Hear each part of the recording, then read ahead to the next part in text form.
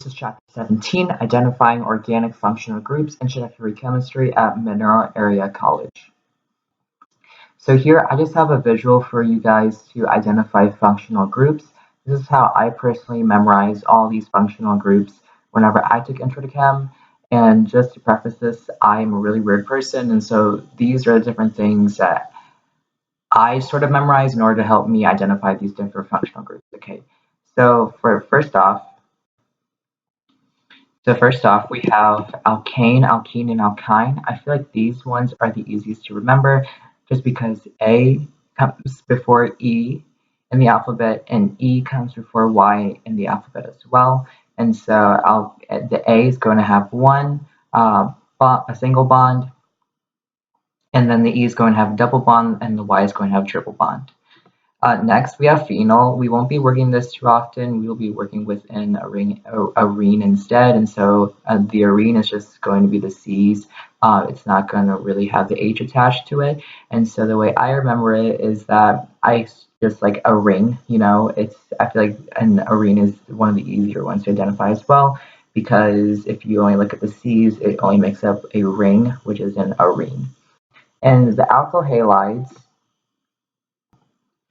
the way I remember it is that a halide is sort of like a halogen, and so the F, Cl, Br, and I, they are all going to be on column 17 in your periodic table. And so just remember that column 17 is where the halogens lie, and so halide and halogens, they sound really similar to each other. Next one is an amine. So for the amine, the way I remember it is that there's only one N by itself. There's no O or anything like that. And so in the word amine, there's the word mine. So it's all mine. I'm by myself. And so the N, it's all by itself in this functional group. And so that's how I remember amine. Alcohol, just memorize that in alcohol, there's OH. And for the functional group, there's OH as well. Ether, there's the word ethereal, which means sort of like heavenly. And so whenever I think of like sort of heaven and all that stuff, I think about like a halo. And so in the ether functional group, there's only one O, which kind of looks like a halo. The next one, I have aldehyde.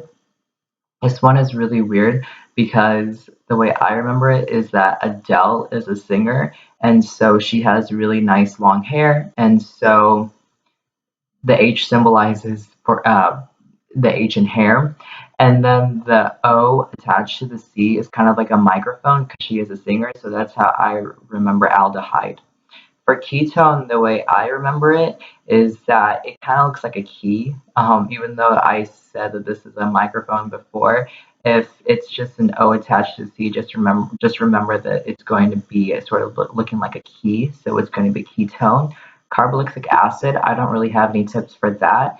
And so the way I remember it is that it's just, I remember it, I just know that it's an O attached to a C and then an OH attached to it as well. I think the best way to memorize it is just to know that because you're just going to have to work with that a lot throughout Intro to Chem. Next one is Ester. This one is also really weird because whenever I think of the word Ester, I kind of think of like a creepy doll from a horror movie. So what I do is that there are two O's. So kind of like in horror movies, if there is like a creepy doll, then there's like an evil twin, or something like that. I don't know. It's just really weird. But basically, since there are two O's, there are two evil twins, there are two Esters in the horror movie. I really don't know. Just go along with it. And then the amide, the way I remember it is that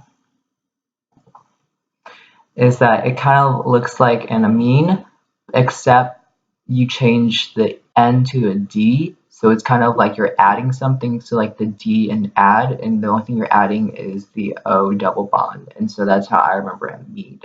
It's just memorize amine, but then since there's a D, you're adding something, and that something is going to be the O double bonded to the C. So here I just have some examples for you guys. The first one is aspirin, and there are three functional groups. The first one that sticks out to me personally is going to be the carboxylic acid, just because it's It has the O, and then the OH over here, and that's something that you just have to memorize. Next one, I feel like that's pretty obvious as well, is going to be the arene because it's a ring, and so that's over there. And the last one is going to be the Ester, right? Because there are two evil sisters. There's the O right here and there's the O right there. And so the way I remember it is just that it's the name Esther kind of reminds me of like the evil twin sisters from a horror movie. That's just how my mind works. Next, we have a stimulant, which is, caffeine in this instance. And so the first one that sticks out to me is just going to be this alkene because there's a double bond right here. And so it's going to be an alkene. Next, there's going to be one N by itself. So if it's all by itself, it's mine. It's all by myself. Okay, I'm all by myself. So it's going to be an amine. And then next, it's the same situation over here. It's going to be an amine as well because it's all by itself. Okay, mine only, myself. Next, there's going to be an amide over here because if you remember, an amide is just basically an amine, but you're adding something, and that's the O double bonded to this to the C over here, which is carbon. And so in amine, all right, it's the N by itself, but since it's amide, you're adding something, and so it's going to be the O bonded with the C. And then same case over here, you have the exact same thing, so it's going to be an amide as well. Notice how we can't really say that